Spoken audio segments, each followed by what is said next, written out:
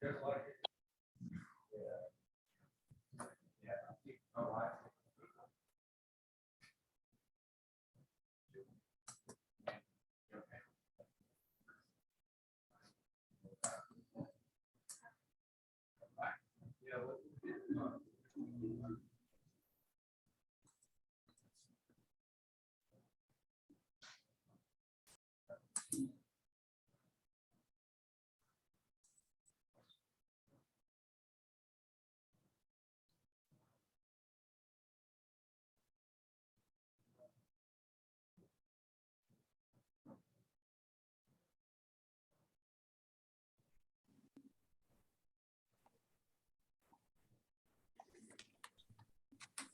morning. Good morning. Chris, I have given you the ability to share your screen now if you want to test that out. Sure. Let me load up what I got. And are you okay with us recording this presentation? Yeah, that's fine. Yeah, screen looks good. Yep. Yeah, it's not full screen. I don't know. It's not. Yeah, I can go. Well, There we go. Now it's good. Perfect. Do you have a preference for questions? Do you want people to save them or enter them in the chat or? Well, we can tally up some questions or just lead them. If people have questions, let them compile in the chat. It's fine, and take them at the end or. Okay. Yeah, sometimes it's harder for me to see the chats pop up. Yes. When I'm talking. So yeah, it starts at 11:15, right? Yes. So Sia, you're asking if the question in the chat, you're going to read it out and ask Dr. Woodall, or that's how it goes, or? I can do that, or you can do it, or Chris can take charge of it. It's really up to you guys.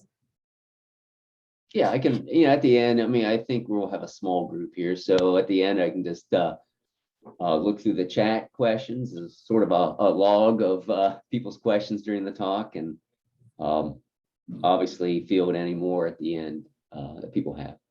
Okay, sounds good. Yeah. And Jeff, you are prepared to introduce him, is that right? Yes, Jessica Wonderful. asked me to do so, yeah. Okay, great. And then the only other thing, some speakers have asked to stay on, depending on your time, to allow time for students to ask or speak more informally with the speaker. We'll stop the recording and stuff. We don't have to do that if that's something that you guys have time for or interested in doing, just trying to bring a little of that in-person experience on Zoom. Yeah, I can stay after if people want to have a conversation or two. So, okay. So I have a little bit more open time after the meeting. My next meeting isn't until 1. So. Okay. So, when we're finished with questions and stuff, I'll stop recording, but then we'll invite anyone to stay on. I don't know, again, how many students we'll have on or what they'll have, but we'll make that available if you're all right with it. Thanks for doing that. Yeah, nope, not a problem.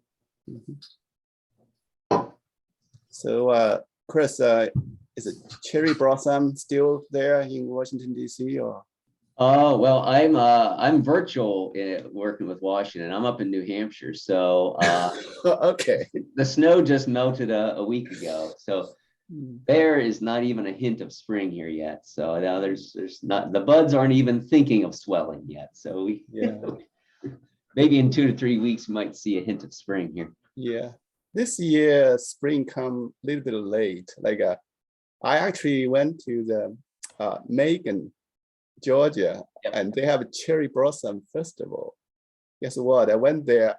They tell us, well, they have parade and everything, have all the activities. They said, well, our cherry blossom is just, they don't have many cherry trees that have flower now.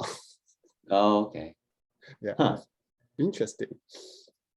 Yeah, I think I saw somebody in Washington, D.C. That called in underneath the cherry blossoms last Friday. It looked to be peak cherry blossom about a few days ago in DC. So Yeah. but, yeah, I'm looking forward to spring. I like snow, but after a few months of that, it's nice to see some greenery. So Okay. So that's your home, yes? You said you New Hampshire. That's your home? yeah, my duty station. I'm on the campus of the University of New Hampshire. Okay. Yeah. So yes, I'm thankful I don't live in DC. So I'm more than happy to virtually attend meetings and everything. So Right. yeah. Well, yeah, I saw you were in DC for some reason. Oh no. From time to time I go down there, but yeah, it's not you gotta dress up. You gotta wear a tie and stuff like that if you go to the office there. So I'm not a big fan of dressing up every day for the office. So Yeah. Well, but maybe one day I'll have to go down there permanently. yeah. Well, have to get used to it. Take a while to get used to it. Once you get used to it, you think, that looks good. Yeah. Well, yeah, I could be in line to go down there. Yeah. Because I think a lot of things actually you needed to when you're used to something, you get to different things. It take a while for you to really, once you get to it, you may like it or you probably still not like it. Yeah. Well, it's an interesting, hectic political pace down there in DC. So yeah, we have well, I don't know how many people will show up. I guess we have 15 now. So yeah, whenever you're ready for me to go, just yeah, well, I don't know if I mean, guess we're still sometimes not give it a time minute here. or two. We have a couple minutes. So we can Okay, wait. we'll give it a couple minutes. Yeah.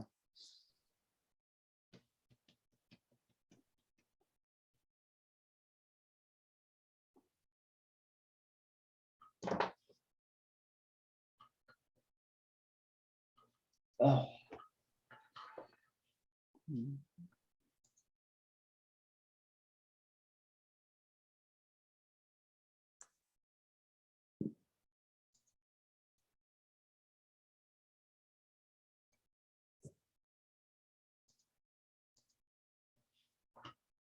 So with the seminar series, are most people doing it virtually, or you have enough, or it's half and half, or you have some people in person?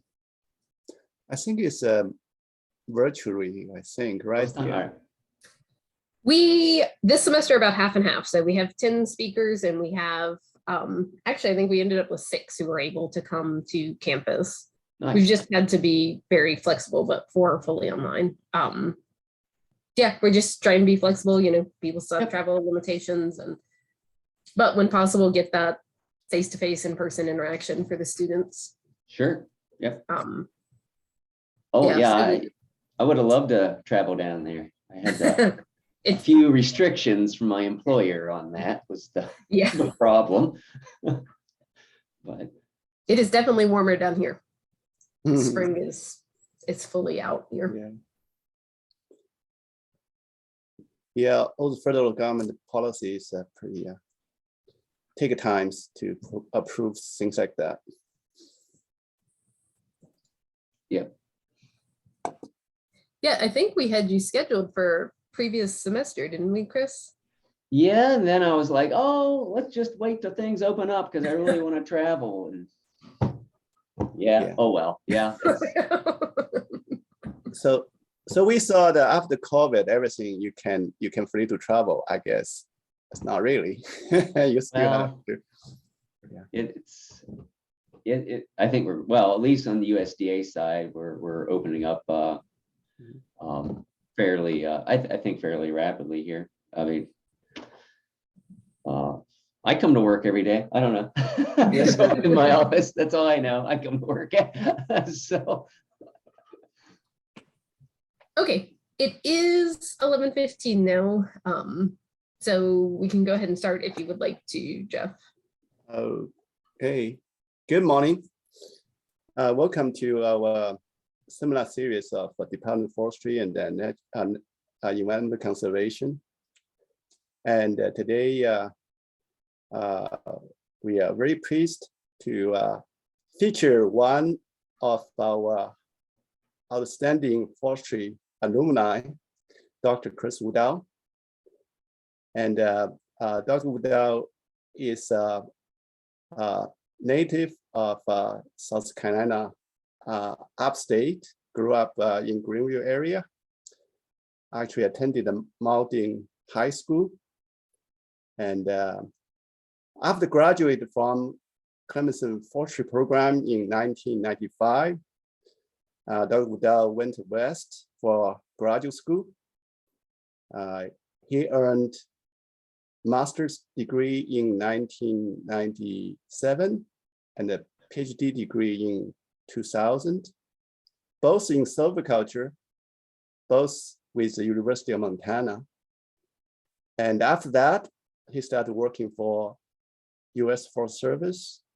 I guess now it's about 21 years. Dr. Woodall is an accomplished forest scientist with a very impressive publication record. And I guess the theme of his research is related to forestry, accounting forest carbon, and also study how climate change impact our forest. Without further ado, let us welcome Dr. Woodall to give us a very interesting seminar today. Chris. All right. Thanks, Jeff. So yeah, I'm pleased to have this opportunity. We'll try to be nice and low key and easy for a Friday lunchtime about this topic that I'm going to talk about. So yeah, a little bit more about my background, just a little bit. I found these old pictures when I was at Clemson, so memory lane. So I thought I was pretty active in the forestry department back then. I don't know if they still do this guarding the rock thing there in Death Valley, but I think Death Valley's changed a lot since I was last a student there in the 90s. But this is a picture of my graduating class, I believe. I was taking the picture back in the 90s there at Clemson. So what I'm going to talk about today, kind of changing things up. I'm pretty busy with a lot of things, so I thought I would just present a briefing I gave to the White House on March 11th, and that is pursuant to a announcement from the White House that came out January 31st, really wanting to stand up a more kind of comprehensive greenhouse gas monitoring and measurement system for the United States, looking across agencies. And obviously focused on ag and forestry is an important part of that, which I'll get into. Forests are sequestering carbon currently in the United States, so there's always been a area of focus around the world and in the United States. So I am the representative from the U.S. Forest Service to this interagency working group. We have standing meetings at 1 o'clock every Friday, so that's my next meeting. I'm off the hook this week. I'm not on the hot seat, so I'm pretty relaxed about that. So what I'm going to do is kind of give a presentation just as I totally gave it about 3 weeks ago to this interagency team. I think it's going to highlight kind of the research questions we have right now when it comes to forests and climate change and carbon. It is a little more focused on our agency, USDA, and how we measure and inventory forests in our programs.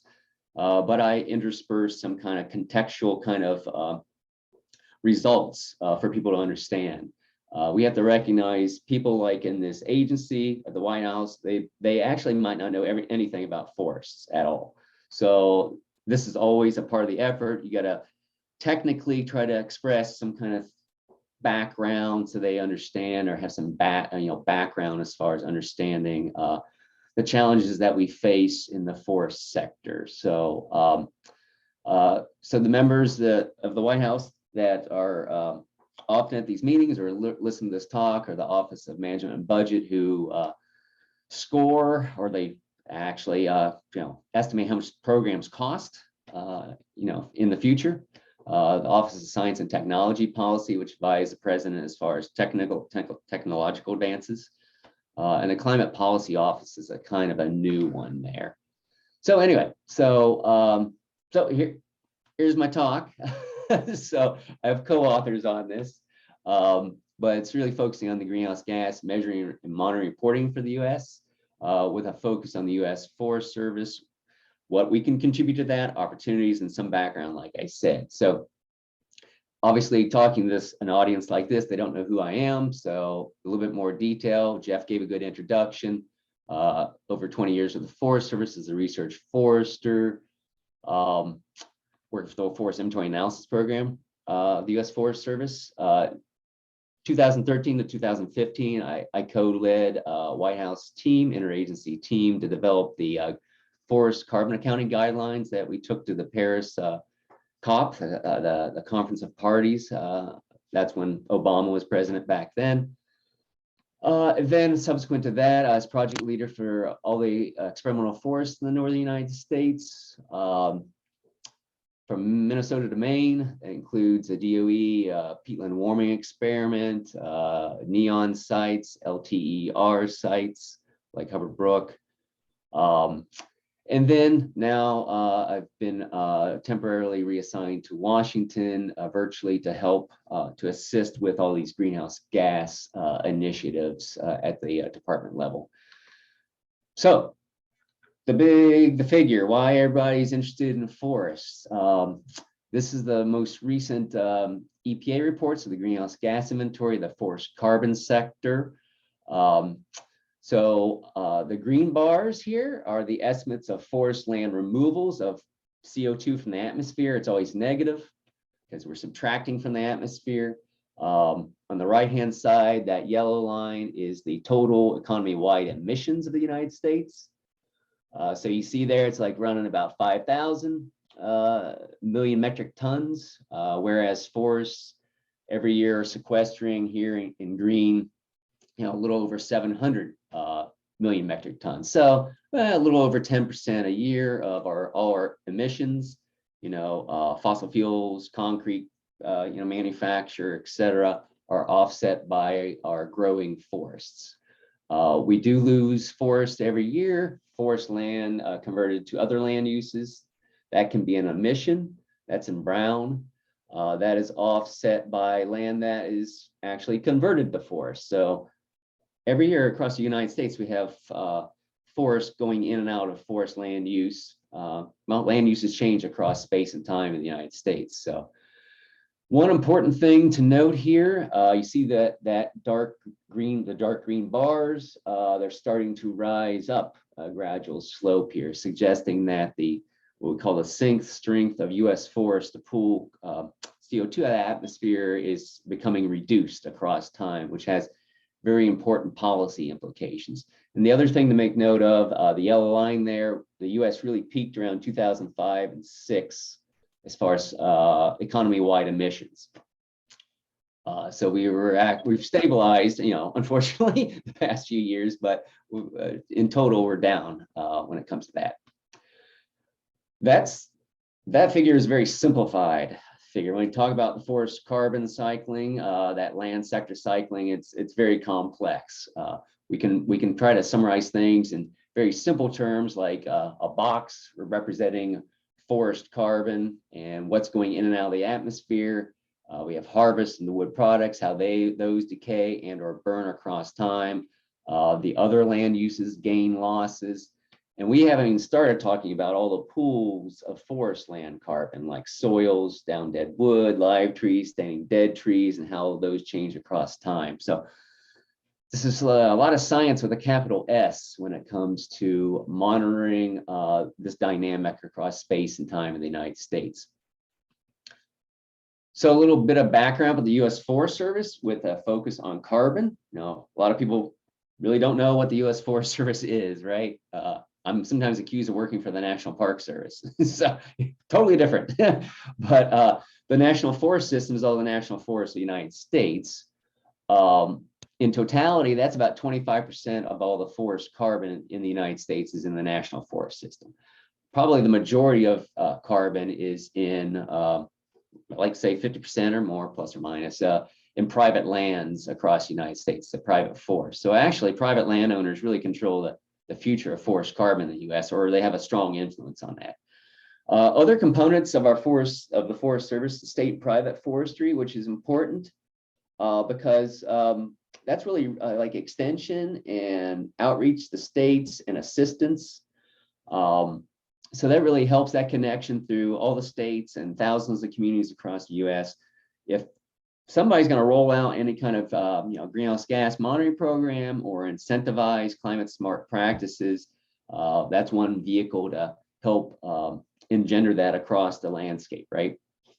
And then we talk about research and development. I work for research and development in the Forest Service. I already mentioned our experimental forests in the north, but we have dozens, I guess close to 70 or 80 across the United States. So that's an area of where you can conduct really intensive research at sites like flux measurements, silvicultural experiments, right? But a lot of what I'll talk about today regarding our forest carbon monitoring is really built upon our forest inventory network, over 130,000 forested plots across the U.S. that are measured, portion measured annually. So we get an estimate of forest carbon and dynamics, change, etc. So that's when I'm talking to like executive branch or other agencies, the Forest Service, that's probably our strongest foundation of engagement is our plot network, which Jeff knows about, right? So, so context, forest carbon, back up a little bit here. So I talked about the Forest Service. Now let's talk a little bit more about a brief history of time of forests and carbon in the United States. You saw that kind of earlier graph of like since 1990. That's our requirement to report to the United Nations. We start in 1990. Well, there's nothing stopping us from looking farther back in time. So you see this little green line here on the figure. That's our contemporary annual carbon flux, which is a subtraction from the atmosphere since we're sequestering additional carbon. But you get this black line here is kind of historical, kind of our guesstimates. That's based on Birdsey et al. 2006, I believe, looking back in time. And the forest land area compared. So since the U.S. was settled from east to west, Europeans, colonialization and all that, we lost a lot of that, what we call kind of primordial forest from the 1600s onward.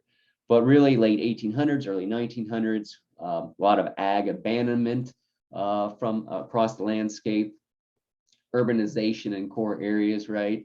So we actually had an increase in forest area from that period of time, coupled with, importantly, a lot of more growth. A lot less kind of extractive harvesting across all the U.S. So the forest had time to kind of recover, et cetera. And there's a little kind of pictorial there to the right showing kind of this evolution from the primordial kind of like 1600s forest to total, let's just say land use conversion. You clear cut it, agriculture, and then abandonment and kind of reforestation. My part of the country, the Northeast, we saw a lot of this as the West opened up to agriculture.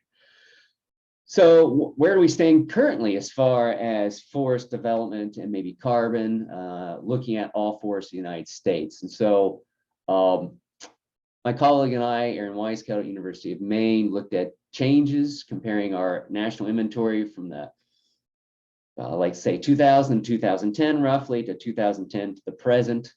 Forest area is, like I said, fairly stable. There's suggestions actually now we're probably going to start losing forest area. I think that's going to accelerate with COVID and people, the high price of land and housing. I'm seeing it where I live. I'm sure you might be seeing it where you live. Houses going up and forests coming down. So we expect to start to lose forest area. But our live tree abundance, like the number of trees in the United States, that also is decreasing. So our forest area is fairly stable. Our number of trees is decreasing, but our like merchantable volume is greatly increasing. Our biomass, our total biomass is greatly increasing. So that's roughly meaning our forests are probably fairly stocked in general across the US, with some decisions to be made probably in the future as far as self-thinning and mortality and what that might mean for carbon trajectories. So we probably have the most biomass in US forests we've had in over 100 years currently. But like I said, probably going to start losing forest area. So that's kind of just a general kind of overview of kind of how I see kind of forest condition just totally across the US. It varies by acre to acre, of course. So talking about capacity, how do we measure forest carbon in those empirical observations? And I touched on our forest inventory plot network. And just a quick overview, because we could talk for hours about this. We basically cover the United States in like a hexagonal pattern. We call it the soccer ball, but it's like hexagonal pattern, right? And so one plot, we have one forest inventory plot every 6,000 acres. Here you see a picture of Minnesota, a map of Minnesota. Our core analyses are one plot, like I said, every 6,000 acres. Those hexagons are so small you can't see them. But the good thing about those hexagons is you can scale up or down, intensify your sample based on appropriations, how much money you have to do the inventory. If we have less funding, then we can like do less intensive survey. And so you see an image there to the right of a larger hexagons for sampling. So we do, like I said, only sample a portion a year. So you take all those hexagons here, the bottom left, and you array them kind of by panels, 5 panels. So one every year you measure 20%. After 5 years, you start over again. So you have a systematic sample every year by state and by, well, across the entire United States. The bottom right here, you see a picture of our current plot, all our measured plots. Those include non-forest. We don't send field crews to non-forest, but we do aerial interpretation to say, yeah, that's a cornfield or a parking lot. We say what the land use is, and field crews don't measure trees there. We're starting to remeasure the Western United States. That's taken many years. So those remeasurements are coming in right now. We have a portion of the plots remeasured with very interesting results I'll show later when we talk about carbon. And our inventory program has been around about 100 years. Here's a picture of somebody in the, I guess, 1920s, 30s going out to measure plots up somewhere where it's cold. So, okay, our capacity number 2. I talked about that plot network. We measure across time for like statistically valid population estimates of forest resources. Well, we have a very important, another kind of capacity is measuring all those and modeling those carbon pools, right? It's more than just standing live trees, which I showed some results for. We have standing dead trees we measured, down dead wood, litter, soil organic carbon, understory veg, and all the associated research, whether it's allometric research or modeling research to impute values to our plot network for items that we have subsampled, such as soils.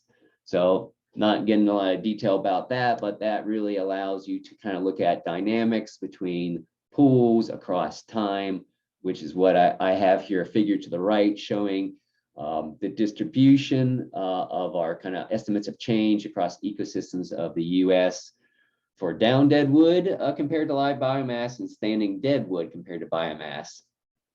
We're actually seeing a slight uptick in increases of the ratio of down dead wood to live across the US. And also a little bit of a slight shift for standing live. And we're going to blame that on the mortality out west for that. So some context. So you're going to keep seeing some context. Some of my colleagues criticized my talk. They're like, hey, you jump around too much, Chris. Well, I only had a day or so to prepare this talk, this briefing. So that's the way it goes. So there's only so much time on a weekend to do your work. So anyway, another very important context, which I have relayed, is that at least the Forest Service has increasing pressure from, and these are all the entities coming to our partnership program office, wanting the U.S. Forest Service to sell carbon credits. There's a tremendous need across the marketplace for high quality forest carbon credits. And entities like this think, oh, wow, the highest quality carbon credits are probably from the U.S. Forest Service. It is currently, well, I wouldn't say, well, technically it's illegal for us to sell carbon credits. That just means Congress has not given us authority to sell carbon credits. Now, that's not going to stop some, executives at Coca-Cola going to, lobby Congress to change a law. So, I mean, it could happen in the future. But anyway, right now, we have a partnership office that have very pleasant conversations with all these entities to talk about needed monitoring science. If we did go toward the direction of carbon credits, what that might look like, et cetera. People must realize these are all of our forests. We do more than store carbon. There's recreation, wildlife, water, et cetera, multi-use. So we like having a lot of voices in the room on this. So anyway, so there's more pressure. There's pressure for more carbon, but really we also have pressure for less carbon.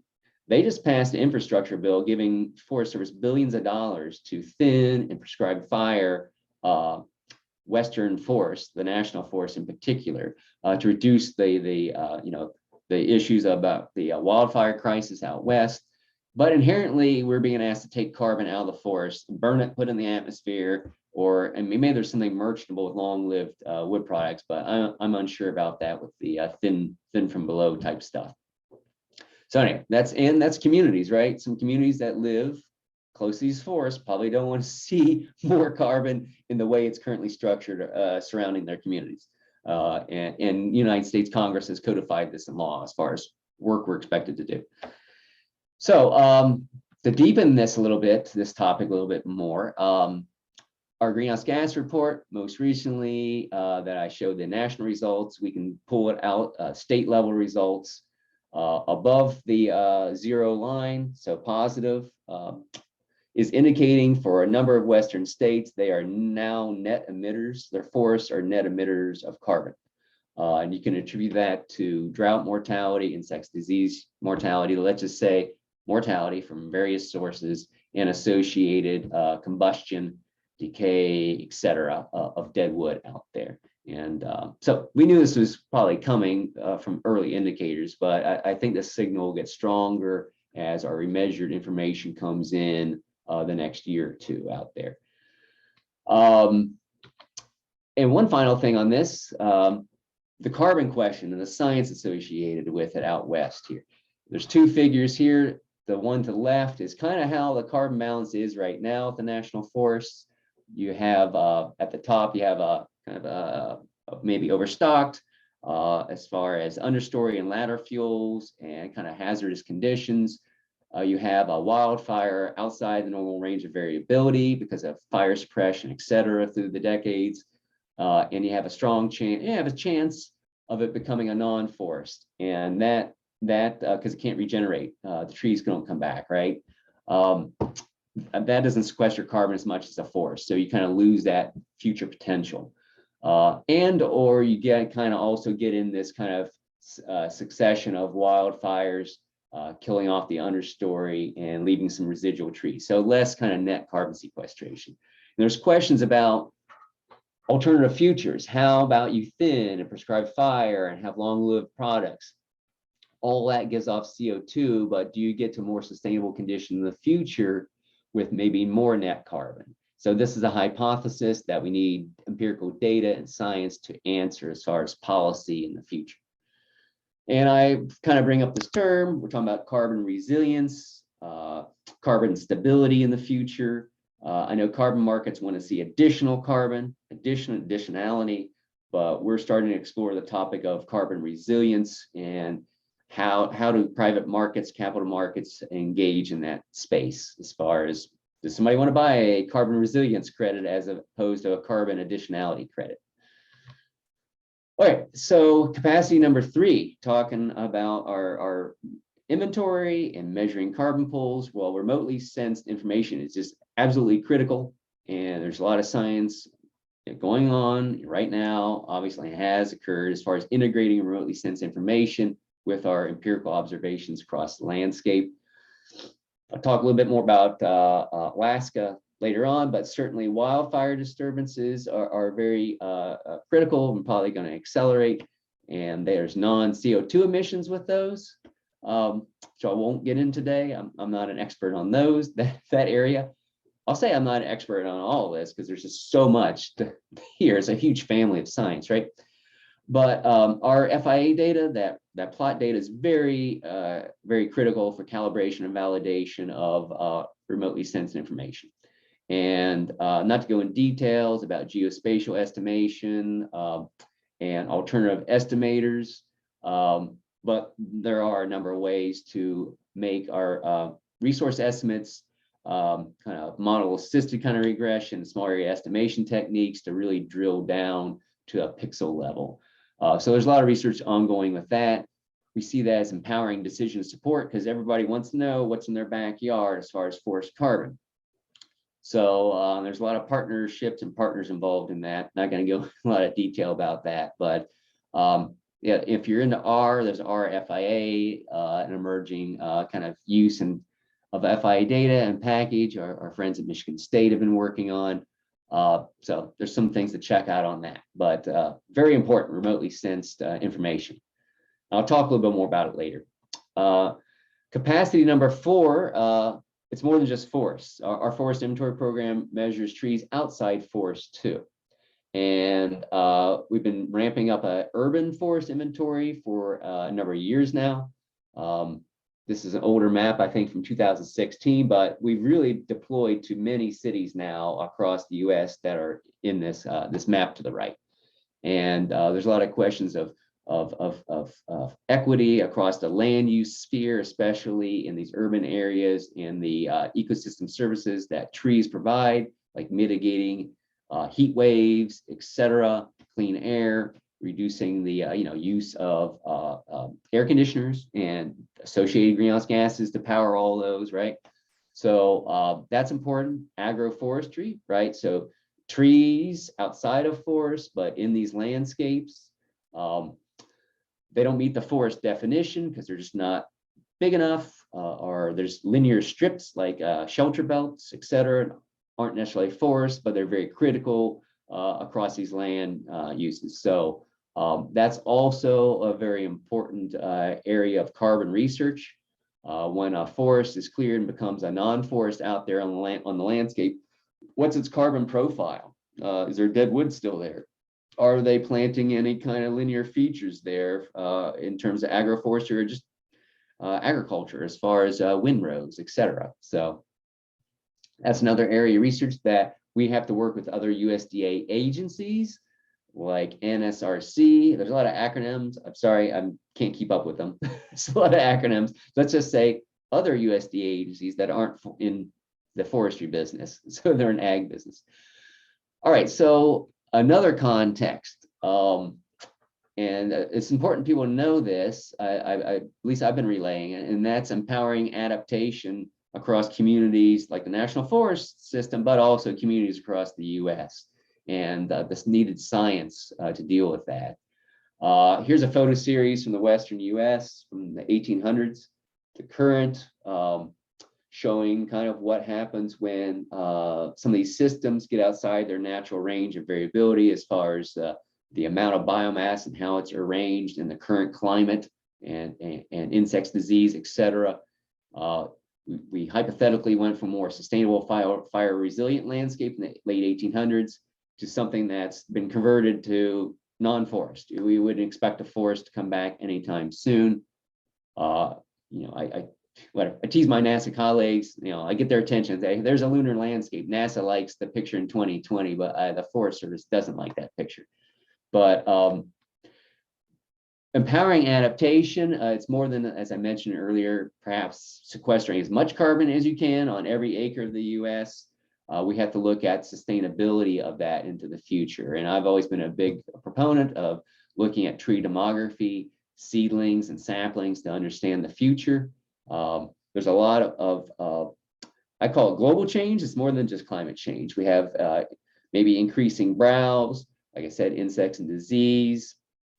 We have changing trade markets and what people can harvest, et cetera. And I think we've really seen a lot of that in the past with COVID and the changing timber markets as far as what people are paying a lot of money for, what can't you sell, and that affects forest management, the supply chain effects, and all that. So, so anyway, whenever I have an audience on this, I try to like talk about these kind of components. In some research of my partners, myself, looking at, they call it attribution and land dynamics, right? And that is attributing the change in forest carbon to factors, so people can understand what's changing forest carbon. And so Hunter Stanky here and some of his work, Hunter's work here, looking at the effects of fire, insects, and disease by species across the Western US. And then also some work to the right, a panel there looking at emissions or sequestration based on insects, disease. So really a lot of work still needs to occur in this area, but it is a very hot topic of understanding change across the landscape. Like, you know, a lot of times carbon isn't being emitted because necessarily people are cutting down forests. Actually, a lot of the US, it can be attributed to things other than forest management. So another capacity that's critical for understanding forest carbon is the socioeconomic component of it. What I mean by that is that, yeah, we have ecosystem stocks and changes of forest ecosystem carbon, but it's really the human populace a lot of times driving those dynamics, right? We have a national woodland owners survey coupled with our forest inventory, a subset of the owners where we have a plot. We reach out to them to complete a survey, like, and it's all voluntary, of course, like, what's demographics, how old are you? It's like a census type of survey, right? How old are you? What do you have a management plan? Are you planning on selling this forest? Why do you own the forest? Is it for timber or for aesthetics, for carbon, So that's critical to understanding landowner intention. And I tell you right now, NCX, the Natural Climate Solution kind of product developer, you'd have to, they're a corporation, right?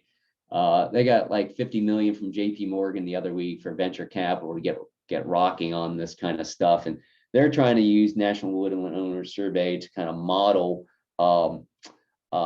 their ton-year accounting approaches that they're selling on the market. So I don't go in detail about that. You can Google that kind of thing. But more than that, though, we have Timber Products Output Inventory Program to understand what the mills, the primary products, what are they making?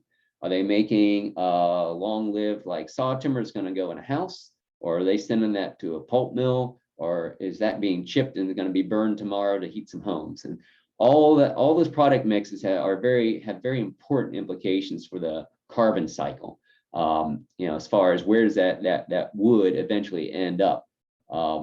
Sometimes, if it gets buried in a landfill, we account for that too. Paper ends up there a fair amount. So. And there's a lot of interest in talking about the biological cycle as far as sustainability for the future, as far as producing wood products, using it, and then finding ways for it to biodegrade. And you get this kind of like more kind of natural design of products and organic cycling. So understanding where the forests are, what the landowner intentions are, the type of products coming out of those forests if they're managed, and the cycle of the life cycle of those products, et cetera, is all a very important hot topic. Another capacity for doing a forest inventory, I mean, this would be at a state level, community level. When you go out there and talk about managing a forest or inventory, monitoring them across large scales, and partnerships are critical. I'll say it over and over again, partnerships are critical. I'm constantly in meetings with partners. So I have obviously a few right here: Society of American Foresters, National Association of State Foresters, NCASI's like industrial NGO at the state level. I have, because I'm up really close to Maine, their cooperative Cooperative Forestry Research Unit, University of Maine, as an example. All these people are partners in helping deliver inventory programs such as ourselves. And we've never been appropriated from Congress to actually do a full inventory. So we rely on tens of millions of dollars contributed by state agencies, et cetera, to help us with our program. Some states contribute extra money because they want more plots. And so they actually, weirdly enough, give feds more money to do more inventory work because the taxes aren't enough to pay for it. We're not appropriated enough to do that. Or they might do in-kind value-added stuff like help us develop tools, et cetera. So for forest carbon, I'm currently in a hunt for partnerships across the U.S. and a lot of conversations to help us with this mission. So as this talk I was giving to many agencies, nobody from the Forest Service is in the room. You always got to talk about opportunities to work with other people. Certainly we work with states and other partners, but we have federal agencies, right?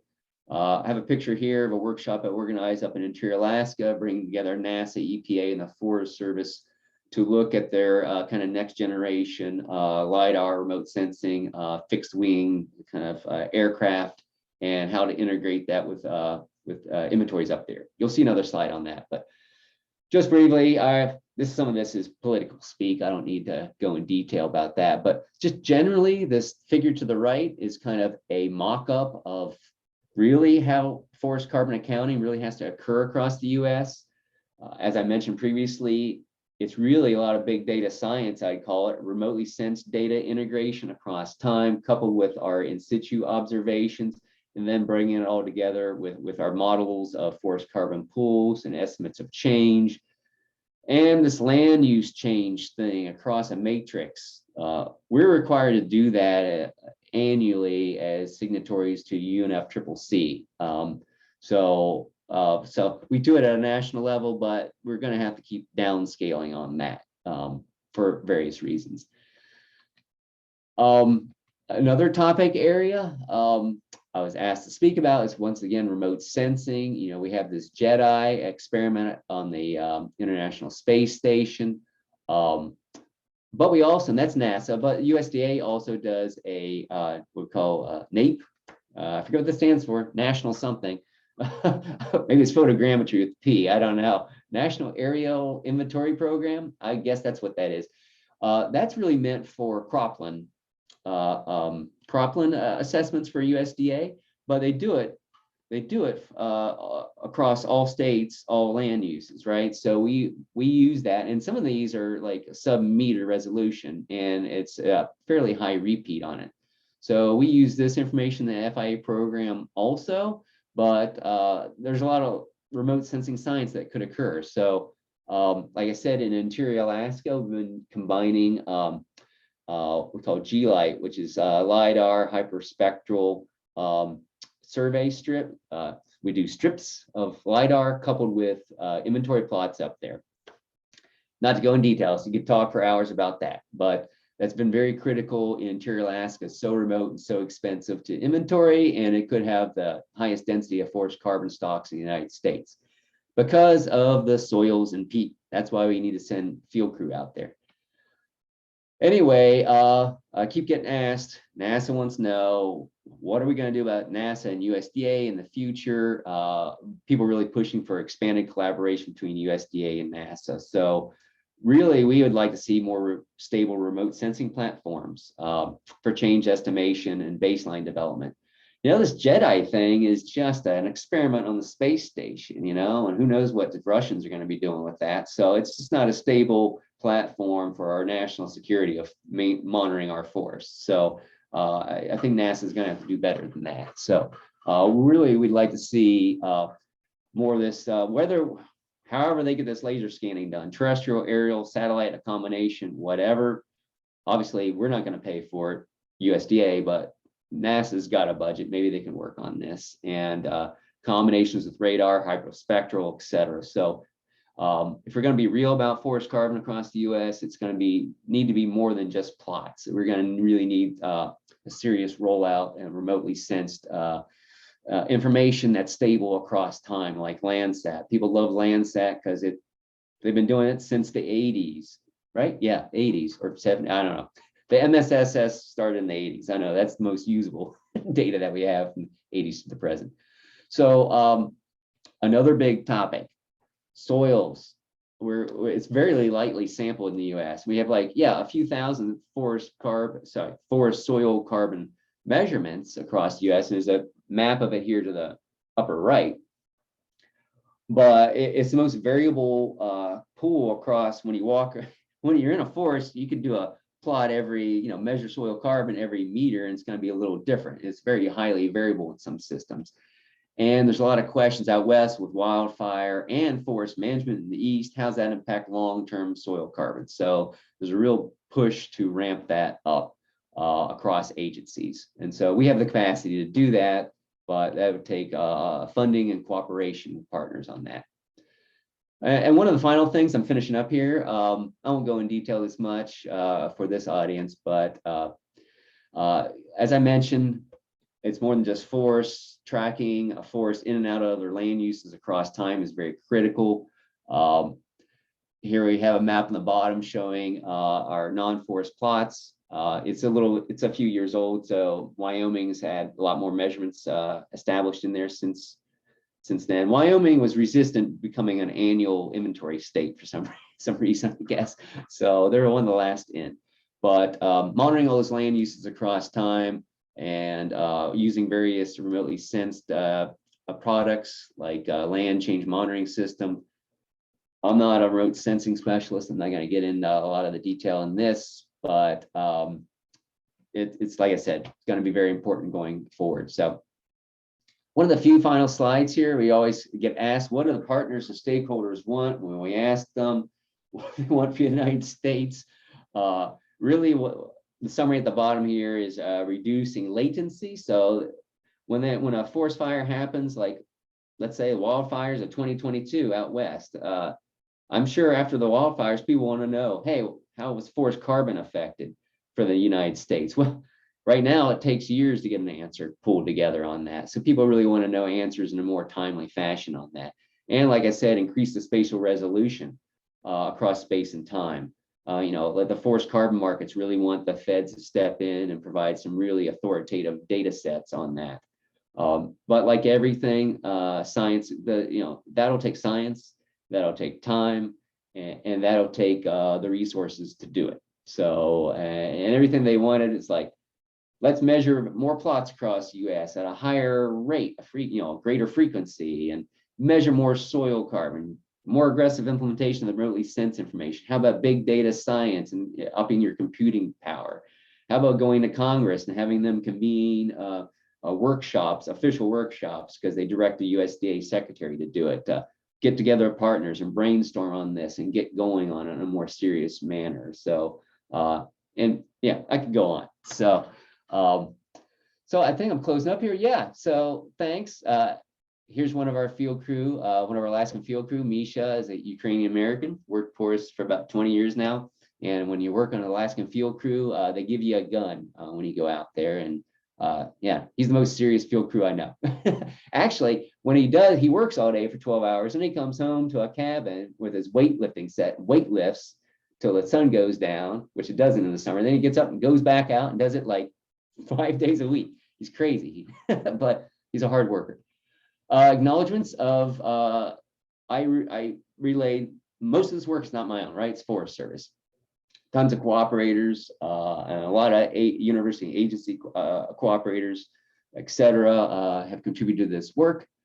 So I can't profess to be, like I said, an expert on a lot of that. So I believe that finishes up my talk. Yeah, that's the end of that. So I can stop sharing, and if you had a questions on just the myriad of information I threw at you, but that's how those kind of briefings go, I guess. So.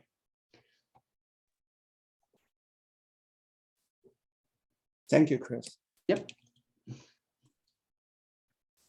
Questions? Anybody has any questions? I didn't see anything in chat. I looked at chat. Yep, that's all right. Yep, I see it. See a hand. Mhm. Yeah, you're muted there.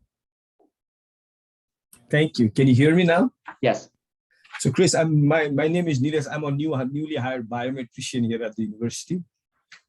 So I have a question for you. I think you mentioned like some states are, the forest in some states are becoming carbon source than sink, right? So, Yes. I mean, I know there are studies that show that old growth forests can be a source than a sink, right? So have you guys looked at the distribution or age distribution of forest in a state and how that impact that source versus sink debate? Or Are you talking about the kind of old growth question, I guess? Yeah. So Yeah. that's emerging.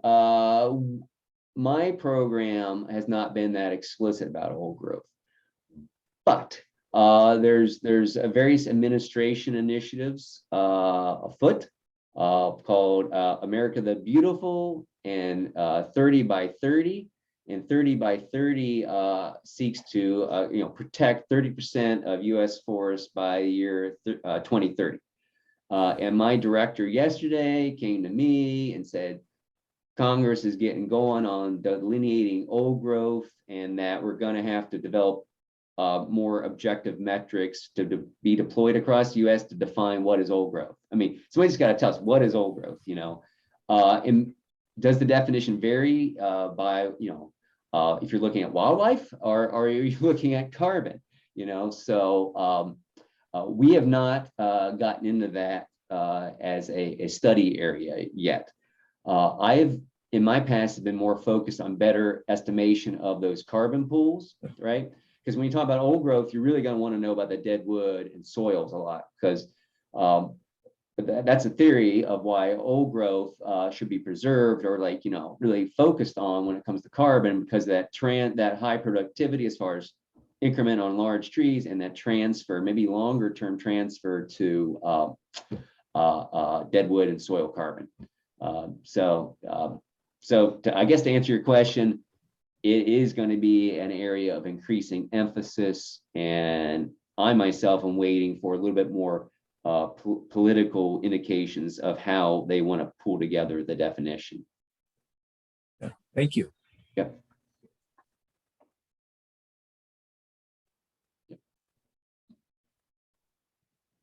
I have a quick question Sure. as well. Like you said, there's a lot of information there. Yeah. Is it would it be possible to, I don't know, since you have all this in your presentation, is there like a somewhere we could go to kind of look at this information a little bit more and kind of digest it more? Because I feel like I have questions, but I don't quite, I haven't had enough time to digest the information to formulate them as well. Yeah, not a problem. Well, I think they can share the presentation, and then you could I have links in there and references, and so you could see, so you could surf. There's no, I compiled this information. You saw all the cooperators at the end, everything. I compiled all that across all those people. So basically, there's no central repository. Because this was a briefing, it just means it's a lot of this is merging stuff. There's no central. We're currently exploring the idea of, and potentially with Congress, we'll see. That I am going to go into details how you work with Congress if you work for the executive branch, but exploring the thought of standing up a national forest carbon standards center with partners that would be more of a clearinghouse of models and information, so we could have more of a central repository of this type of information. Because as you saw right now, it's all these here's a study there, here's a study here, and so the information isn't well collected on that. And so if it looks like there's a shotgun approach to what's going on, it kind of is, and I think we're trying to be more, it's going to take time to be more organized about it.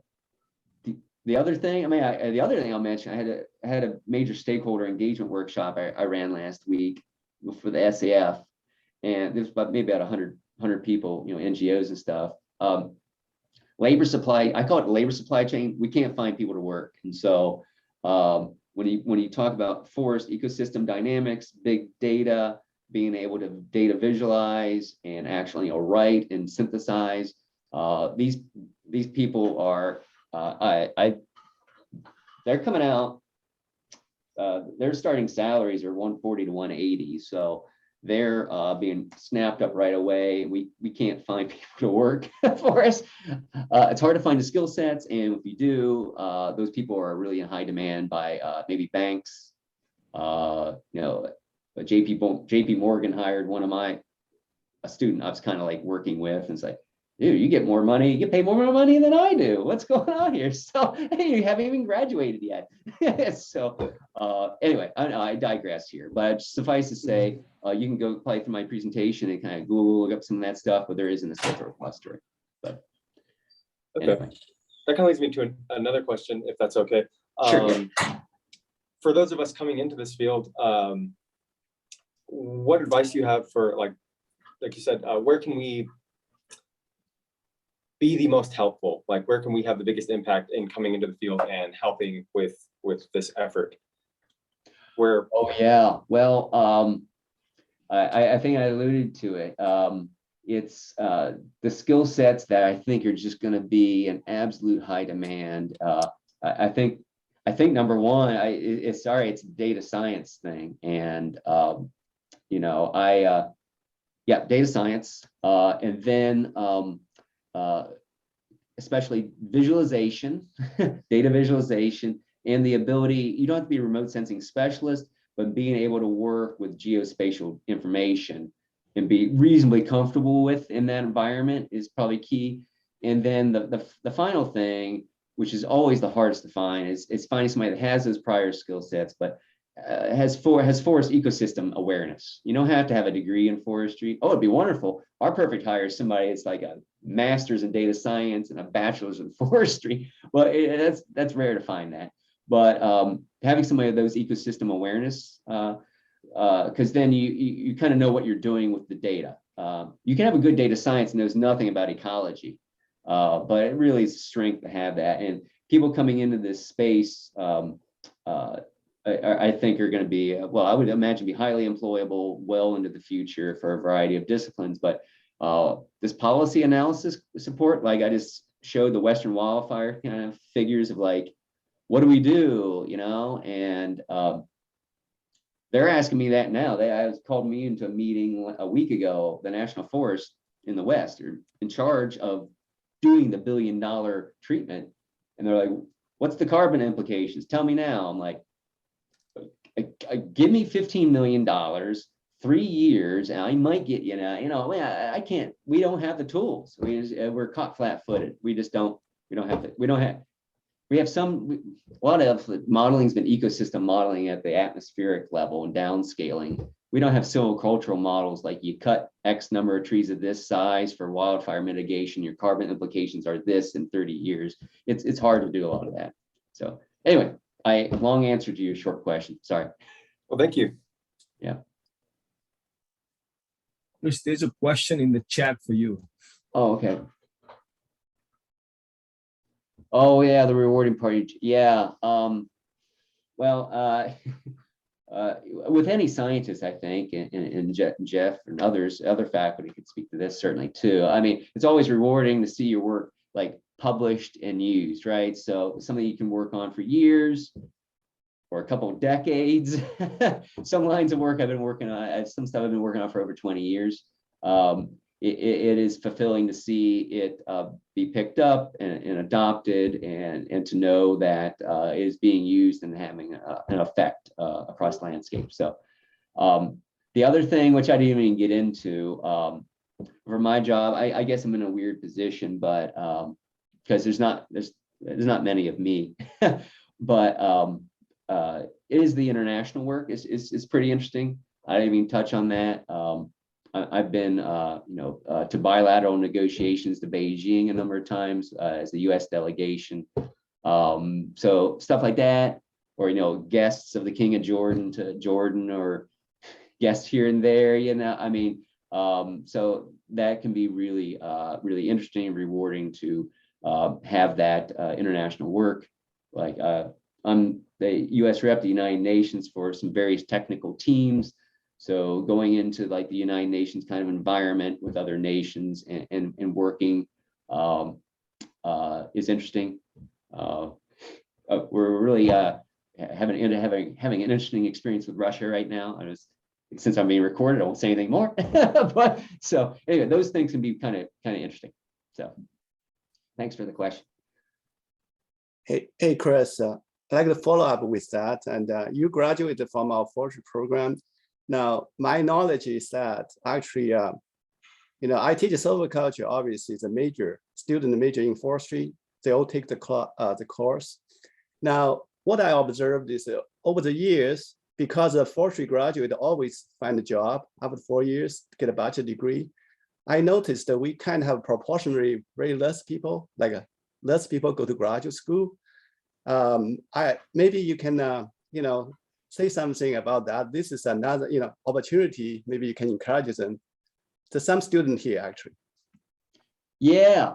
Well, I'll admit to when I graduated from there, I was one of the very few that went to graduate school. I might have been one of 3 that went to graduate school. I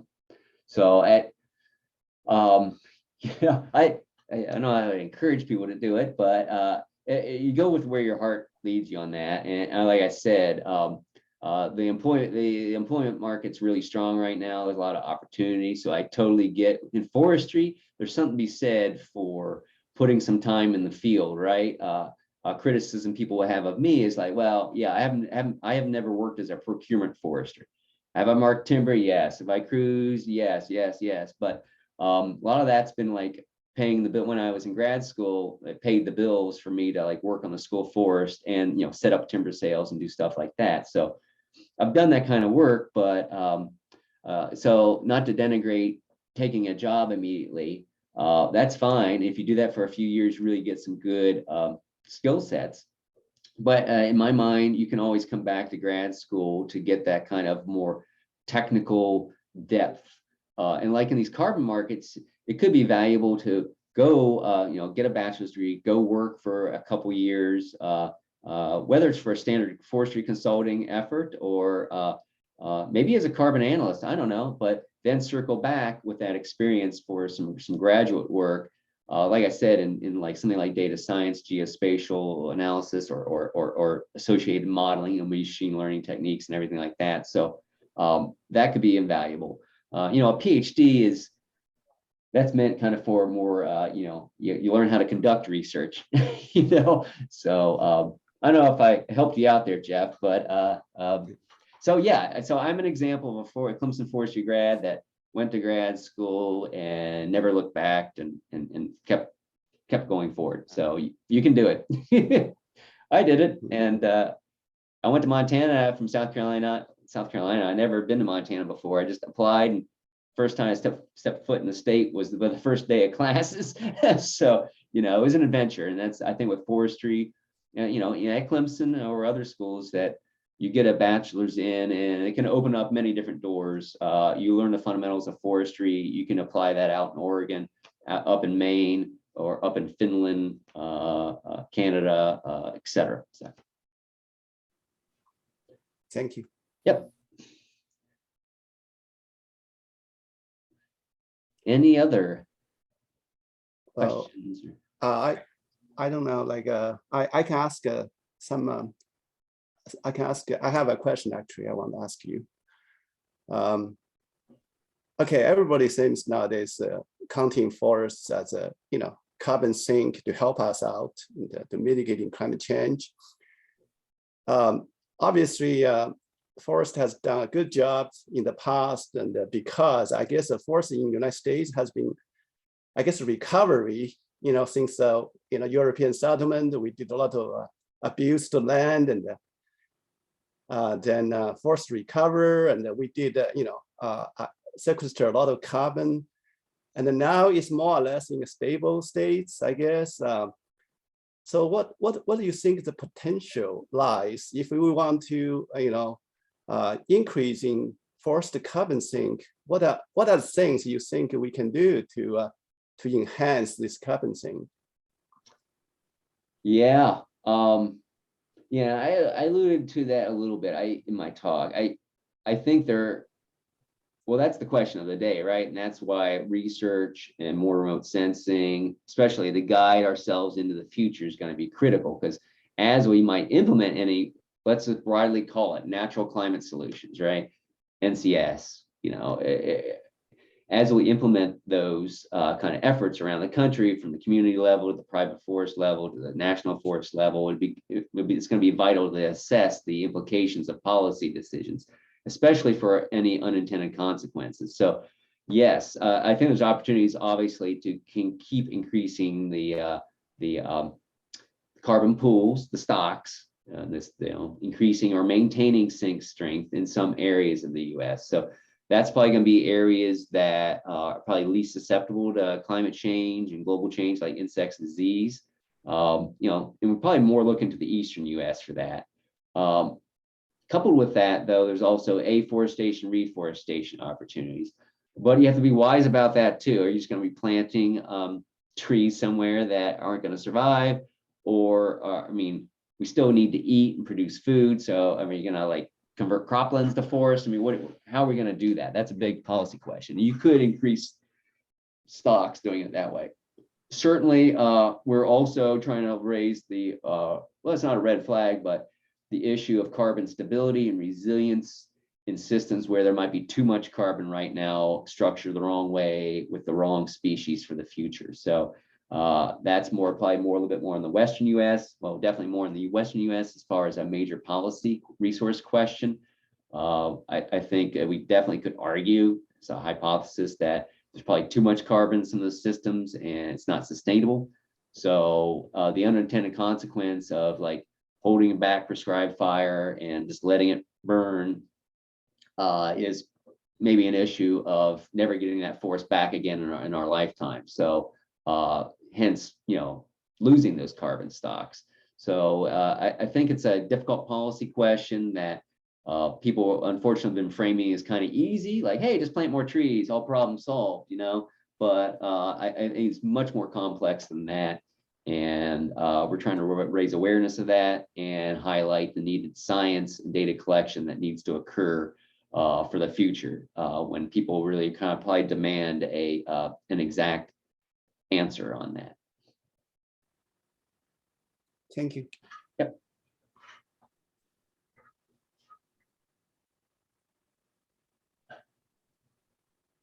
We have time for a question. Yeah, I think looks like you got one. Yeah. We're good. You can, yeah, you have questions, you can. Well, I was curious. So Chris, this NCX, right, Natural Capital Exchange. Yes. I think they work with Microsoft and they have this remote sensing data of all the carbon for every landowners all over the US, right? Yeah, their base map. Yep. Yeah, base map. So have you guys been partnering with them, for these counts? We are not partnered in any official capacity with them. So we do, they're part of a whole entourage, a whole collection. When I had that picture of all those, like Coca-Cola and everybody, NCX was there. So they're in communication with the official U.S. Forest Service Partnership Office to talk about carbon credits. So on that side of the house, as far as official partnership, they're involved with others. When it comes to research and development, I know most of their team. If not, I've authored with them, or some of them have been my postdocs. So it's a little weird meeting with them when I'm like, oh, I know all you. But I was just talking with them yesterday extensively. So we're exploring those options. In the federal government, we need to kind of ensure fair competition across their for-profit corporation, basically. So we have legal authorities to engage, obviously, with private corporations on things. So we have ongoing conversations about what they could bring to the table as far as to the federal government, but also in the context of what Congress might be planning for the 2023 appropriations. And what you just saw here, the White House is continues to put out kind of requests when it comes to greenhouse gases and program development in the US. So long answer to your short question. We're definitely talking to NCX, but there's nothing written down right now, but there's no official partnership. Thank you. Yeah.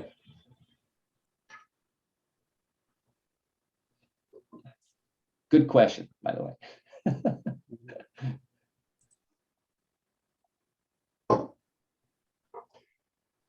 Any more questions? I guess your similar fisheries to 12:15. So yeah, All right. 5 minutes past that. I don't know. Is any? I don't know.